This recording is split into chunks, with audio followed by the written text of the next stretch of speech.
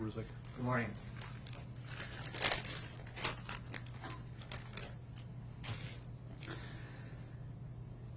What I'd like to say to the court is that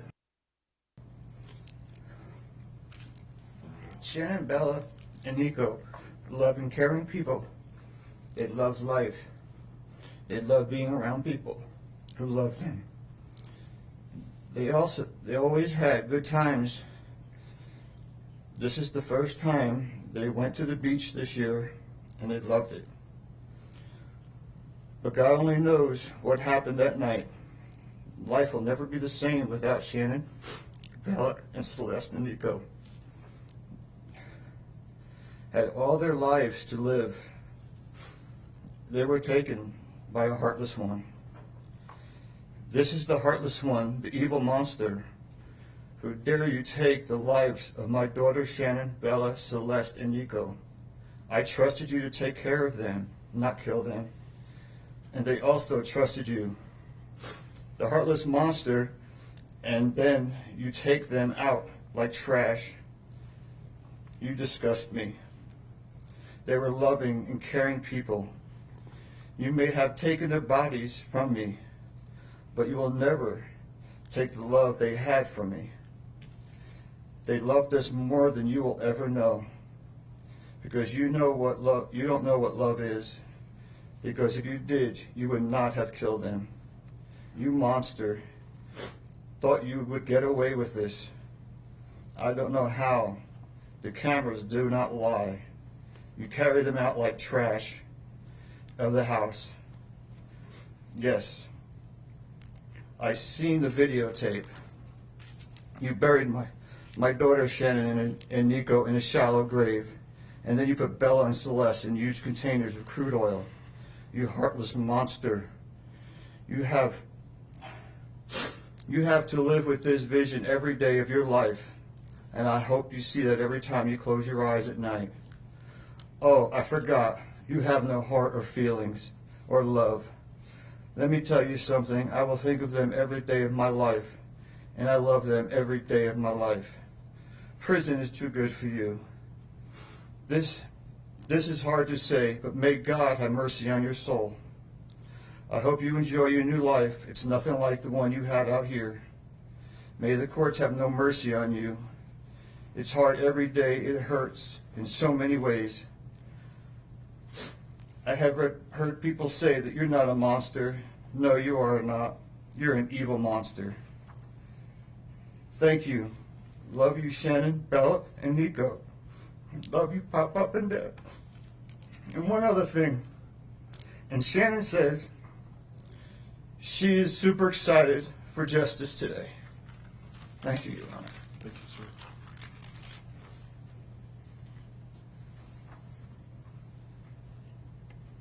I might have just one moment here. Sure.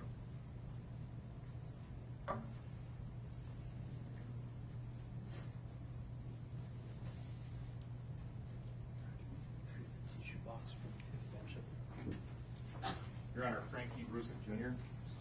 He has asked me to read his statement for him, but he would like to stand with me if that's okay. Of course. Sir, if I can just have you state your name for the record. Frankie Rzucek Jr. Thank you for being here. Your Honor, the past 3 months I barely slept because I've been going through a lot of different emotions because I did not see this coming. You went from being my brother, my sister's protector, one of the most loved people in my family, to someone I will spend the rest of my life trying to understand. What gave you the right to put your hands on a woman, let alone my best friend, my beloved sister, your daughters, and your son? Why weren't they enough for you? In the blink of an eye, you took away my whole world, the people that mattered to me the most. Everything in my life I loved, your children. They trusted you. They loved you. They looked up to you because you promised to keep them safe. Instead, you turned on your family. My blood is boiling as I write these last words because they are the last you will ever hear from me. I can't even think of the right words to describe the betrayal and the hate I feel. And to be honest, you aren't even worth the time and effort it takes to put my pen to this paper. There isn't a day that goes by that I don't cry for my family. They were my whole world. All I do is ask myself why. Why would you do this? You don't deserve to be called a man. What kind of person slaughters the people that love them the most? Did you really think you would get away with this? Did you really think that this was your best option, to throw away your family like they were garbage? They deserve better, and you know it. I hope you spend the rest of your life staring at the ceiling every night, being haunted by what you've done. None of us deserved this. Hearing my mother and father cry themselves to sleep in this hotel room causes me anguish that is beyond words. I can't describe how this feels, how badly my heart is breaking for my poor parents. We trusted you. You have taken away my family from this earth, but you can never take them from my heart. You took away my privilege of being an uncle to the most precious little girls I've ever known. I will never hear the words Uncle Frankie again, but you will never be called Dad again either. You'll never be able to put your hands on another woman, let alone my best friend, my beloved sister, and your son. I just can't comprehend how they weren't enough for you.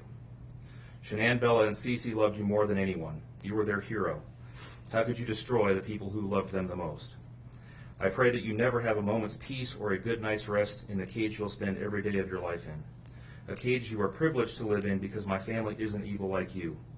We begged the district attorney to spare your life because despite everything, we believe that no one has the right to take the life of another, even someone like you. I feel sorry for your family. I know the pain that they must feel knowing that they can't hug you, because that's how my mother, father, and I feel every time we cry for our family. Nothing hurts more than watching or hearing my family weep for their loved ones. I just wish that I could tell that you would tell the truth, but I know that that is asking for more than you are capable of. I stayed up all night writing this statement.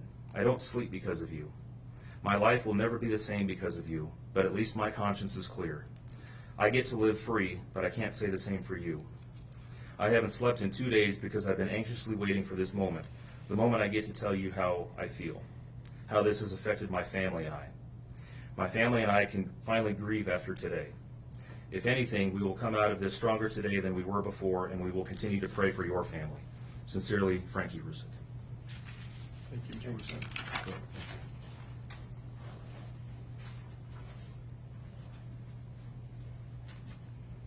Your Honor, Sandy Rzucek would like to address the court.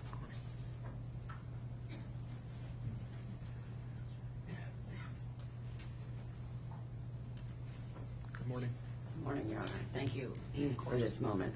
If I could just have you just identify yourself for the record. My name is Sandra Rzucek, Shannon's mother. Thank you.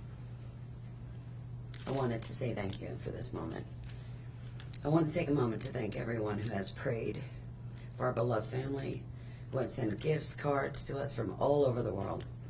I know God will put the evil people where they need to be.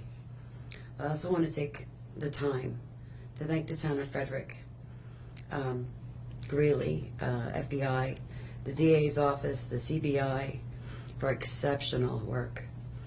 We thank Nicole Atkinson, Shannon's neighbor, Nathan, and his family. To me, they're our heroes. They really are. God bless. God makes no mistakes on who he puts in your life. Marriage is about love, trust, and friendship and unity. We marry for sickness and health, to death do us part. Our daughter Shannon loved you with all of her heart. Your children loved you to the moon and back. Shannon's family was her world. Shannon put a crown on your head. But unfortunately, the day that you took their life, God removed that crown. We loved you like a son. We trusted you. Your faithful wife trusted you. Your children adored you, and they also trusted you. Your daughter Bella Marie sang a song proudly. And I don't know if you got to see it, but it was, "Daddy, you're my hero." I have no idea who gave you the right to take their lives.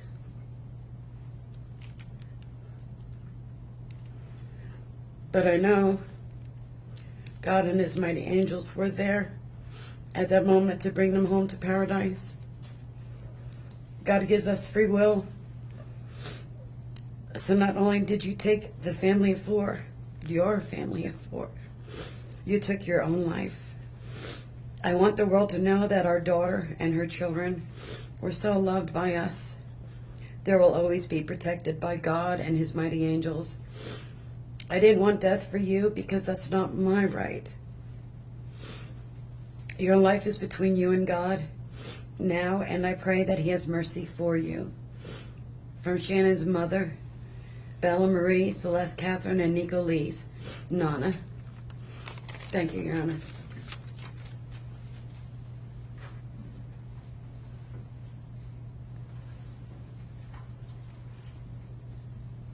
Your Honor, that's all the witnesses that I had intended on calling, and I know that the court addressed this during the procedural posture. I am aware that Mr. and Mrs. Watts would also like to address the court.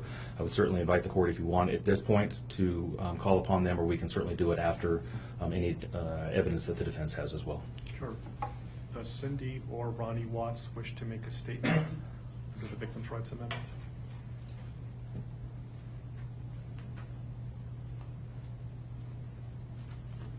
Good morning, Ms. Towers. Good morning, Your Honor. And if I can have you folks introduce yourself for the record. I'm Cindy Watts. Ronnie Watts. Thank you. And I have authorized you to make a statement to the court as paternal grandparents of the children. And if you choose not to make a statement, but your designee, Ms. Powers, chooses to, she can do so as well. How would you like to proceed Can today? I read that? I want you to start, but I would like to read Who's that. going to be speaking today? Your Honor, initially, they've asked me, and they're hoping that they have the strength to speak, but if they do not, they've written out their statements and asked me to finish for them. So That would be fine. Who would like to go first? if I could start, Your Honor. On behalf of the Watts, Your Honor, and to the community, we thank you for the opportunity and the recognition under the Victim Bill of Rights. We come today as the grandparents and the parent of the daughter and children whose life was taken in this case. We are not here to ask for leniency. We are not in any way condoning or tolerating the crime that has occurred and the pain that has been caused. We join in our daughter-in-law and grandchildren's family in saying this should never have happened. This is not condonable. This is something that we will never get over. We appreciate the consideration that everyone has paid, most especially the families that have lost everyone. We appreciate that they begged for Christopher's life. We agree and echo what they have said, that it is not his place to take anyone's life, nor would it be our place as a community to take his life. So we thank you for the opportunity and for every consideration and effort that's been put out. The prosecution in this case has in fact respected the Victim Bill of Rights. They took the time to explain that the information that my clients had at the time that they were interviewed was not correct. They were misinformed. They were searching for answers. They were not intending to cause any pain to anyone. And they appreciate that the prosecution answered their questions and gave them the time and the respect and the consideration so that they could tell this court and everyone in this community that the interview content was not their message, that they accept that their son has done this, that they accept that he chose to plead guilty, that he sought and requested their consent and agreement for a life sentence. They appreciate that he is given the opportunity to serve that life sentence. It is his responsibility, it is his sentence, and it is not enough to make up for what has done. We understand and we join the family in that we have questions.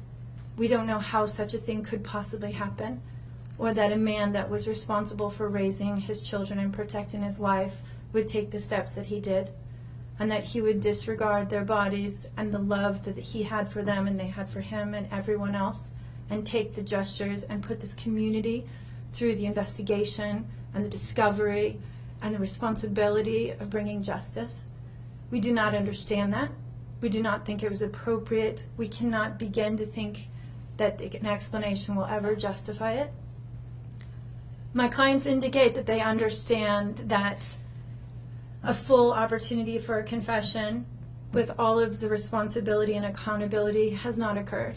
and they support the family and the request that that happen, if not today, at an appropriate time, in an appropriate manner, so that everyone can have peace, to understand to the best of their ability the details that they need and to have their questions answered. And by giving this opportunity of a life sentence, we hope that he embraces that moment. That had the death penalty been pursued, there would not have been an opportunity to be accountable and to give a full confession. And had the death penalty been sought, counsel would have fought for his life, the prosecutors would have been engaged in a multiple-year battle, the families would have been torn apart, this community would have had to subsidize it and endure it, and we have so much respect and gratefulness that that did not happen. We would strongly encourage Christopher Watts to give that full confession in the tone and in the timing that he thinks is appropriate with the guidance of his counsel. We feel that it would be appropriate and helpful to ease the pain and the suffering. But we also say we don't think that there's anything that he can say that will ever account for his behavior. There's nothing that can be done to cure the harm he has caused. And he has the responsibility to serve his sentence with dignity and with regard for everyone, and to spend every breath that he has left in an atonement for what he has done. Do you want to read it? If I could just have you state your name for the record. Cindy Watts. Thank you. My name is Cindy Watts. I am the grandmother of two beautiful granddaughters, Bella Marie, Celeste Catherine Watts. I am also the mother of Christopher Watts, who I will be directing most of my statement to. First, I'd like to begin by recognizing the absolute horror of this crime and acknowledging the devastating loss that both the Rzucek family as well as our family have faced. Our families have been irreparably broken by the needless deaths of Shannon, Bella, Cece, and Nico. This is something we will never get over. We will always mourn the loss of our family, and in that we are united in our grief. I am still struggling to understand how and why this tragedy occurred. I may never be able to understand and accept it, but I pray for peace and healing for all of us. Now to my son Christopher. I have known you since the day you were born into this world. I have watched you grow from a quiet and sweet, curious child who Bella reminded me so much of, to a young man who worked hard in sports and later mechanics to achieve your goals. You are a good friend, brother, father, and son. We have loved you from the beginning, and we still love you now. This might be hard for some to understand, how I can sit here under these circumstances and tell you, although we are heartbroken, although we can't imagine what could have led us to this day, but we love you. Maybe you can't believe it either. As the Lord said in Jeremiah 3:31, I have loved you with an everlasting love. Therefore, I have continued my faithfulness to you. And you, as your mother, Chris, I have always loved you, and I still do. I hate what has happened. Your father and sister and I are struggling to understand why. But we will remain faithful as your family, just as God remains faithful because of his unconditional love for us all. We love you, and we forgive you, son.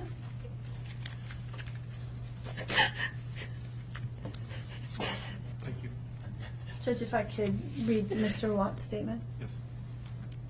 My name is Ronnie Watts, and I am the grandfather of Bella, Celeste, Nico Watts, and I am the father of Shannon. I am the father of Christopher Watts as well. And one of the most important things I've done in my life is to raise my children and to watch as they started their own families. I spent many years coaching Little League and talking to my son, taking him to the races, and sharing my love and knowledge of cars with him. He was just as involved with his girls. I believe he loves his girls. I know he does. This tragedy has impacted my family in so many ways. Beyond losing my precious grandchildren, our beloved daughter-in-law, we are forced to question everything. We still don't have all the answers, and I hope one day, Christopher, you can help us. Chris, I want to talk to you as a father and son. You are here today accepting responsibility, but I want to tell you this now. I love you. Nothing will ever change that. And I want you to find peace. And today is your first step. The Bible says if we confess our sins, God is faithful and just and will forgive us. Chris, I forgive you, and your sister forgives you, and we will never abandon you, and we love you. Dad.